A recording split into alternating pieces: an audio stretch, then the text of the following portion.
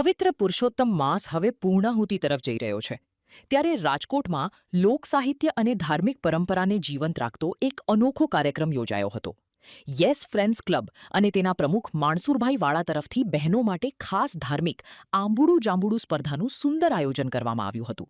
આ અનોખી સ્પર્ધામાં શહેરની અંદાજિત 400 જેટલી બહેનોએ ભારે ઉત્સાહભેર ભાગ લીધો હતો. 10-10 બહેનોના અલગ અલગ ગ્રુપ બનાવીને રમાડવામાં આવેલી આ સ્પર્ધામાં બહેનોએ ભક્તિભાવ સાથે ભારે રોમાંચનો અનુભવ કર્યો હતો.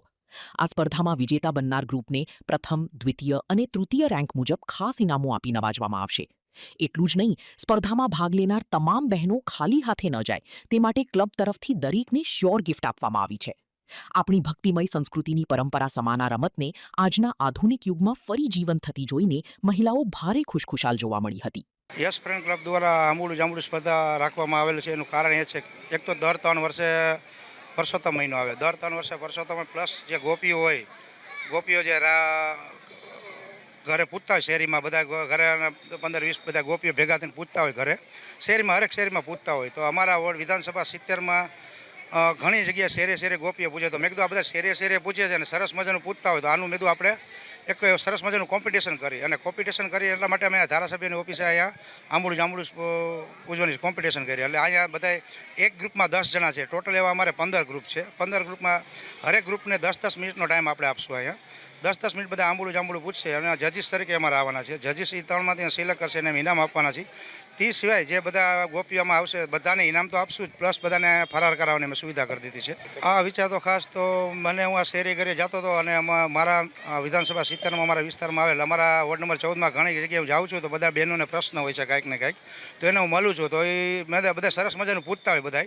તો મેં કીધું આ બધા તમે અહીંયા પૂછો છો તો લાવો ને હું તમને મેં કીધું એક સ્ટેજ પ્રોગ્રામ આપું અને એ બાને જે તમે પૂછશો તો તમને નોલેજ હોય. એ બાને અમારા બધા એક ભેગા થયા, બધા આ ગોપીઓ અત્યારે ભેગા થયા, તો એ બધાને બહુ સારો ઉત્સવ છે. મારું નામ ચંદ્રાબેન માનસુરભાઈ વાળા, વોર્ડ નંબર 14, કોર્પોરેટર. આજે આંબુડું જાંબુડીની સ્પર્ધા રાખી છે. આ અમે પહેલી વાર રાખી છે.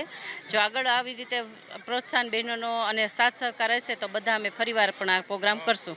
3 વર્ષે આ પ્રોગ્રામ આવે છે. ના, ખૂબ જ ઉત્સાહ છે. અત્યારે અહીંયા 500થી વધારે બહેનો છે અને બધાએ ભાગ પણ લીધો છે અને ખૂબ અત્યારે ઉત્સાહમાં બહેનો જોવા મળે છે. ફર્સ્ટ રેન્ક ને 1, 2 ને 3ને અમે ઇનામ આપવાના છીએ. બાકી બધા બહેનોને ગિફ્ટ તો શ્યોર.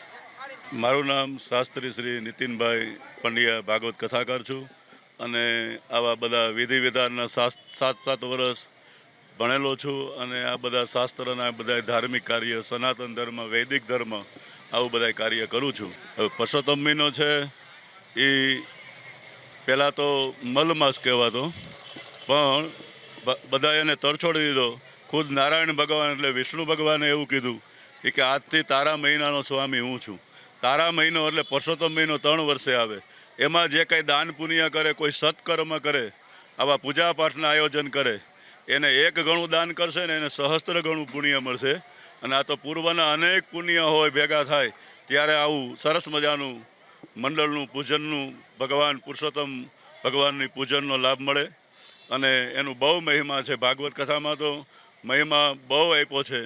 અધિકસી અધિકમ ફલમ તત્ર નારાયણમ દેવમ શુક્લવર્ણમ ચતુર્ભુજમ શંખ ચક્ર ગદા પદ્મ વનમાલા વિભૂષિતમ. આવો મહિમા છે. આવો આપણે પૂજા કરીએ અને બધાએ સૌ ગોપીઓ ભેગા મળી આનંદ કરીએ.